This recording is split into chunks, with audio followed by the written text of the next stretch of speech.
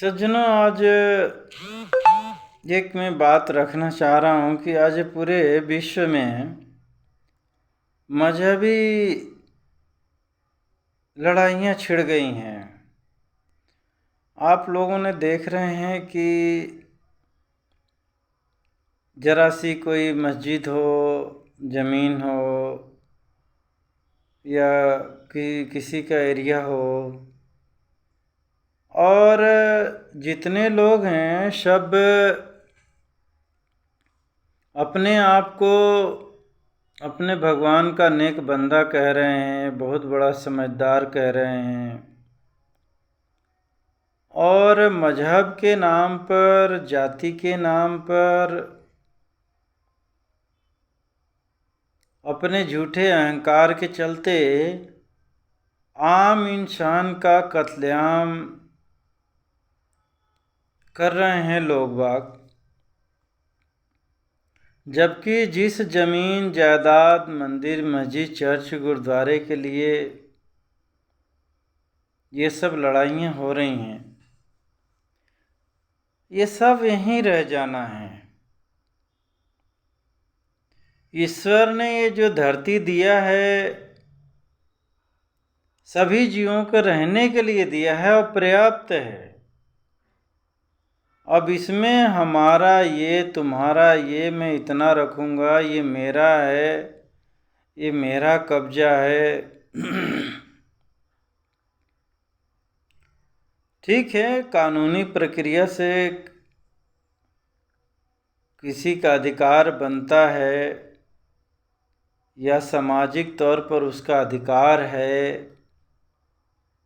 तो ये लोग जितने आप अपने आप को समझदार कह रहे हैं, ये लोग मिल बैठ कर के उसको सुलझा क्यों नहीं लेते हैं? तब तो समझदार माना जाएगा। भाई, आपने हजारों, सैकड़ों, लाखों लोगों का उसके लिए कत्लेआम कर दिए, तो ये तो समझदारी वाली बात नहीं है। ठीक है, कोई व्यक्ति या समाज का व्यक्ति अन्याय भी कर रहा है तो उसके लिए नियम कानून आपके मजहब में, देश में, समाज में है, वैसे लोग हैं, उनका उपयोग क्यों नहीं होता है? ये तो पशुओं जैसा हो गया। आप लोगों ने कुत्तों को देखा होगा या जंगली जानवरों को देखा होगा कि वो अपने एरिया कब्जाने के लिए एक दूसरे जानवरों को मार डालते हैं कि तुम मेरे इस एरिया में कैसे घुसे।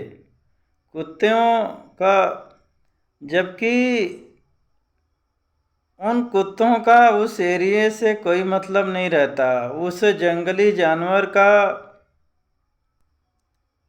कोई इतना उसके लिखा पढ़ी नहीं है, कुत्तों का मोहल्लों का लिखा पढ़ी नहीं है, लेकिन फिर भी इसी तरीके से ईश्वर ने किसी को लिखा पढ़ी करके नहीं दिया है कि इधर हिंदू रहेगा, इधर मुसलमान, यहाँ सिख, यहाँ कोई आ जाए तो तुम लोग मार डालना।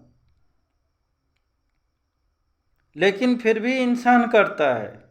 तो इंसान और जानवरों में फिर फर्क क्या रहा? इंसान को फिर हम बुद्धिमान कैसे कहें? ये विचार करने योग्य बात है कि नहीं? इंसान को ईश्वर ने इतना बुद्धिमान, समझदार, इतना समझ वाला बुद्धि ज्ञान दिया है, तो उसका उपयोग करे तब तो हम उसको इंसान कहते हैं, इंसान कहेंगे। अगर नहीं कर रहा है तो उसको जानवर कहेंगे। जो इस तरीके से बातों को लेकर के लोग कत्लेआम करते हैं। आज देखते हैं कि मस्जिद के या मुस्लिम मोहल्लों से कोई धार्मिक यात्रा दूसरे मजहब हिंदुओं आदि की निकलती है तो वहाँ पत्थरबाजी, गोली, तलवार, क्या क्या लड़ाइयाँ शुरू हो जाता है। ये तो हो गया ना कुत्ता कल्चर, कि तुम मेरे इधर क्यों आए, ये किए, फलाना ठिकाना, इस बात पे बोले। इसका मतलब लोगों की बुद्धि मतलब कुत्ते जैसे हो गई हैं, जंगली जानवर जैसा हो गया है।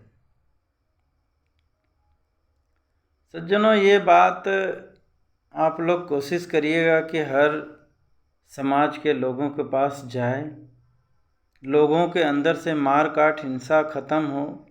अरे ज्यूस, अल्लाह, गॉड, ईश्वर को आप लोग मानते हो, हालांकि वो अलग नहीं है। अलग होता तो मुसलमान भी कहता मेरा अल्लाह महान, ईसाई भी कहता मेरा गॉड महान, हिंदू भी कहता मेरा भगवान महान। अरे भाई, ये महान लोग हैं तो अपने अपने सिल ठप्पा क्यों नहीं लगाए?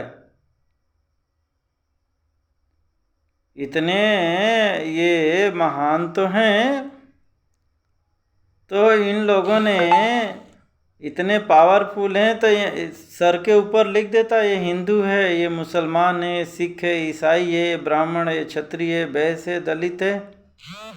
जबकि उस ईश्वर ने, प्रकृति ने इतने रंग बिरंगे पशु पक्षी कीड़े मकोड़े बनाए हैं कि इंसान वैसा रंग नहीं कर सकता है।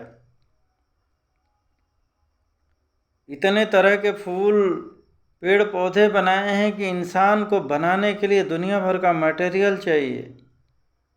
लेकिन वही पेड़ हरा होता है, फिर उसमें से हरे फल आते हैं, तरह के गुलाब, नीले पीले फूल आते हैं, फिर उसमें फल लगते हैं, फिर वही फल पीला होके पक जाता है, लाल होके पक जाता है। वो कलर कहाँ से आता है?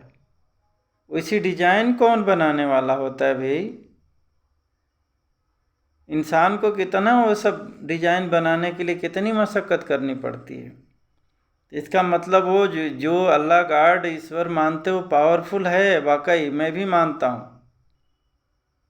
लेकिन आप लोग जो ये मानते हो, मैं ब्राह्मण, मैं क्षत्रिय, मैं सिख, मैं ईसाई, मैं दलित, और मैं तुझे काट डालूंगा, फाड़ डालूंगा, ये कर डालूंगा, और कर भी रहे हैं। कर नहीं, देख रहे हो ना, यूक्रेन रूस का देख लो, पाकिस्तान हिंदुस्तान का देख लो, और भारत में और भी जगहों पर देख रहे हैं कि लोग मजहब के नाम पर एक दूसरे को दानव जैसे खाने, मतलब ये दानव हो चुके हैं। मानो तो भाई, दानव मतलब क्या है? दूसरे को कष्ट देता है उसको दानव कहते हैं, चाहे पशु को दे, पक्षी को दे, इंसान को दे। ये दानव की प्रवृत्ति होती है। बेवजह बेगुनाह लोगों को मारना, काटना, सताना है दानवी कर्म है।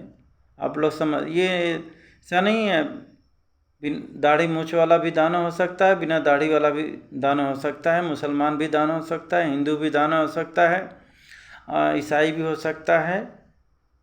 ये कोई ज़रूरी नहीं है। सब कर्म का खेल है। जो कर्म करेगा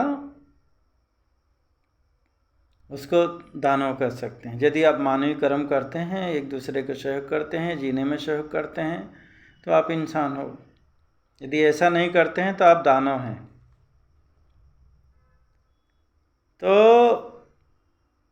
अब मैं भारत सरकार से कहूँगा कि भाई सज्जनों, कोशिश करना कि यह संदेश आज की सरकार, जिनका नाम आज मोदी योगी जी तक चल रहा है, हालांकि ये लोग काम मानवीय स्तर पे बहुत ही अच्छे कर रहे हैं, फिर भी लोग इनको बदनाम कर रहे हैं, क्योंकि समान रूप से सबको न्याय, सबकी सहायता हो रही है, कोई पक्षपात नहीं है। जबकि यहाँ के दानवी लोग, विरोधी पार्टियाँ बहुत ही नफ़रत ये सब कर रहे हैं, रोज़ गालियाँ दे रहे हैं। कारण ये है कि उनका भ्रष्टाचार बंद हो गया, उनका हर जगह बम फूटता था वो बंद हो गया, पत्थरबाजी, मारकाट, हिंसा आदि पर एक्शन हो रहा है, इसलिए इनकी बुराई कर रहे हैं। सज्जनों, मेरा किसी से नफ़रत, बुराई नहीं है। मैं मानवतावादी इंसान हूँ। मेरा एक ही उद्देश्य रहता है कि मानव समाज में मानवता फैले। और मैं किसी विशेष का समर्थन करूं, मार काट हिंसा का समर्थन करूं और लोग मुझे वाहवाही कहें और मेरे को शेयर या आदि प्रचार करें, मेरे को उससे मतलब नहीं है। मेरा तो यही है कि मुझे 10 लोग ही देखें और मेरी बात उनको समझ में आए, उनके अंदर इंसानी भाव आए, ये मेरे लिए बहुत बड़ा है। मुझे अपने आप को प्रसारित करना हो तभी मैं मोदी अभी के गाली देना शुरू कर दूं, गलत लोगों का समर्थन करूं, तो मेरे लाखों करोड़ों फॉलोअर हो जाएंगे, व्यूज देखने वाले हो जाएंगे, लेकिन हमें वो करना नहीं है। हमें जो भी है एक ऐसा संदेश देना है कि लोगों के अंदर मानवता बढ़े। क्या आजकल देख रहे हैं ना, कूद कूद के मीडिया वाले और ये जो भी मुस्लिम समर्थन आदि हैं, मारो रे काटो रे, यही तो चल रहा है। मैं इसको दानवी प्रवृत्ति, आसुरी प्रवृत्ति, शैतानी प्रवृत्ति, पशु प्रवृत्ति मानता हूँ। इंसान होकर के यदि हम हैवान बने, शैतान बने, पशु बने, तो ये समझदारी नहीं है, ये तो हमारी नासमझी है और राक्षसीपना है। तो मैं भारत सरकार से कहूँगा कि देखिए, आपके देश के अंदर भी जातिवाद का जहर फैलाया जा रहा है, मजहब का जहर फैलाया जा रहा है, पार्टीवाद का जहर फैलाया जा रहा है। और ये जहर यदि फैल जाएगा तो जो इजराइल हमास में हो रहा है, पाकिस्तान में हो रहा है, सीरिया में हो रहा है, ये भी लोग आतंकी बन जाएंगे और एक दूसरे को जाति के नाम पर, पार्टी के नाम पर, मजहब के नाम पर मारना। अभी तो थोड़ा कानून का डर है। कांग्रेस आदि का सरकार होता तो देखते ही थे, हर जगह बम फूटता था, कब कहाँ बम फूट जाए, कब कहाँ कोई पुलिस वाले नकारे, कोई रिपोर्ट नहीं लिखना, ज़्यादा करो तो मार, जो करने जा रहा है उसके संग मार कुटाई।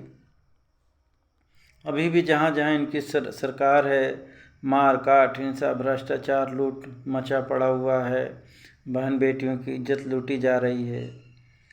तो आप लोग यही चाहते हो क्या? और इन सब लोगों पर प्रतिबंध लगाइए, इनको जेल में ठूसिए, इनको ऐसे पदों पर मत आने दो, तब जा कर के यह मार काट हिंसा रुकेगी। बहुत, मैं तो कहता हूँ सभी जाति मजहबों में अच्छे लोग हैं, उनको नेता मंत्री बनाओ। ये चुनाव प्रक्रिया रिश्वत दे के मैं तुम्हें ये दे दूंगा, फिर वो कर दूंगा, एक तरह का रिश्वत है। रिश्वत दे करके गुंडे मवाली टाइप के लोग, भ्रष्टाचारी लोग नेता मंत्री बन रहे हैं और देश समाज को लूट रहे हैं, देश समाज को आतंकी बना रहे हैं।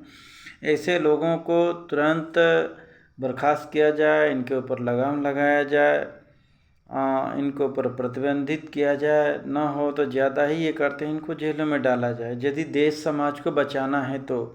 नहीं, यदि मार काट हिंसा फैलाना है, मज़ा लेना है, जैसे आज मीडिया के लोग, अदर लोग देख रहे हैं कि आंदोलन कर रहे हैं, आतंकियों के लिए समर्थन कर रहे हैं, उनके लिए चंदा इकट्ठा कर रहे हैं, तो भाई बात ही अलग है, कौन क्या बोल सकता है।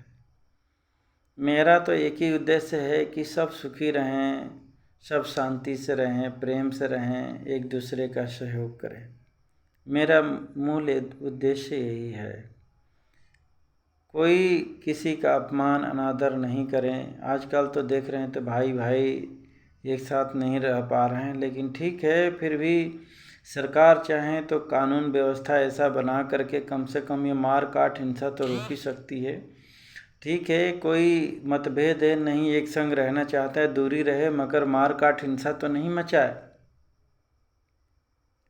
जरा सी बात पे मैं एक वीडियो देख रहा था, दोनों गुर्जर परिवार थे और एक गुर्जर के ऊपर ट्रैक्टर से रौंद रहा है। सोचो, आज लोग इतनी बेतहाशा गंदे तरीके से, आज मैं पेपर पढ़ रहा था, एक ये मतलब ये आन सरकारी रिकॉर्ड का है, और बाकी तो मतलब ऑन रिकॉर्ड जिनको कोई पूछता ही नहीं है, मर जाते हैं एक्सीडेंट में, तो उनको कौन पूछता है। तो ऐसे लोगों को मतलब 1,68,000 हर साल लोग एक्सीडेंट पे मर जाते हैं और कई लाख लोग अपाहिज हो जाते हैं। ये मतलब सरकारी आंकड़ा है, उससे ज़्यादा भी हो सकते हैं, कम नहीं होंगे। तो क्या यह हमारा ये आधुनिक यंत्र तंत्र, ये जो आधुनिक इंसान बन गया है, यह मानव समाज के लिए ठीक है, मानवता है? अरे हम थोड़ा सही तरीके से काम करें, सही तरीके से गाड़ी चलाएं। पुलिस वाले हैं तो लोगों को न्याय दें, जज हैं तो न्याय दें, डॉक्टर हैं तो लोगों का सही इलाज करें, नेता बन गए हैं तो लूट मार भ्रष्टाचार नहीं करें, देश को आगे बढ़ाएं। ये होता है। मगर यहाँ तो जिसको पद पावर मिलता है वो लूटना खसोटना मारना सताना शुरू कर देता है। इसलिए मैं बोल रहा हूँ कि अच्छे लोगों को नेता अधिकारी पुलिस डॉक्टर इंजीनियर आदि बनाएंगे तभी देश में सुख शांति आ सकता है। इसके लिए अच्छी शिक्षा नीति लाइए, अच्छे संस्कार, ये सनातन धर्म को प्रचार प्रसार करिए। देखिए बाकी में तो मार काट हिंसा ही जायज़ है, उसको मारो काटो। सनातन धर्म सबका भला चाहता है, वसुधैव कुटुंबकम की बात करता है। इसलिए मैं सनातन धर्म मानने से इसमें कोई किसी का धर्म खराब नहीं हो सकता है। सनातन धर्म, आप ये बताओ हिंदू मुसलमान सिख ईसाई, कोई मैं 4 चीज़ें बता रहा हूँ मना काम नहीं करता क्या? मैं किसी को पूजने की बात नहीं कर रहा हूँ भाई। प्रेम कौन नहीं करता है भाई? प्रेम तो सभी की बोलते हैं, हम आपसे प्रेम करते हैं, हिंदू मुसलमान सिख ईसाई सभी कहते हैं। तो मैं प्रेम की तो कह रहा हूँ, सभी प्राणी से प्रेम करो, किसी को मारो काटो सताओ खाओ नहीं। और ये मांसाहार और मदिरापान ये बंद नहीं करेंगे तो लोग राक्षसी पैदा हैं। अब तो कैप्टागन जो आतंकी लोग हैं, वो हमास के लोग, कैप्टागन एक गोली आती है, मतलब ये जैसे दारू पी के पगलाता वैसे नींद नहीं आती है, बस उनके अंदर और हिंसा जागृत होती है। तो इससे क्या कहेंगे? ये नहीं रोका जाए तो ऐसे ही लोग राक्षस बनेंगे और मारेंगे काटेंगे सताएंगे एक दूसरे को। हिंदू नहीं मिलेगा तो आपस में ही लड़ेंगे मरेंगे। कारण है कि हर चीज़ की आदत होती है ना, किसी को राम राम कहने की आदत है, किसी को गाली देने की आदत है, तो राम राम कहने वाला राम राम के, गाली देने वाला नहीं कोई नहीं मिलेगा तो अपने आप को ही गाली देगा, अपने परिवार को गाली देगा। ये आदत होती है। जिसको मारने काटने की आदत कोई नहीं मिलेगा तो अपने परिवार को ही मारना काटना शुरू करेगा। मैंने बोला था ना, दोनों भाई गुर्जर एक ही जगह एक ही खानदान के होंगे और ट्रैक्टर चढ़ा चढ़ा के मार रहे हैं, जबकि इतनी न्याय कानून व्यवस्था पुलिस सब कुछ है। राजस्थान की घटना है, व्हाट्सएप पे अभी वीडियो आया। तो यह सब ठीक नहीं है। देखो कहते हैं ना, भय भी नहीं होए न प्रीत, रामायण की एक चौपाई है, मैंने आधा बोला।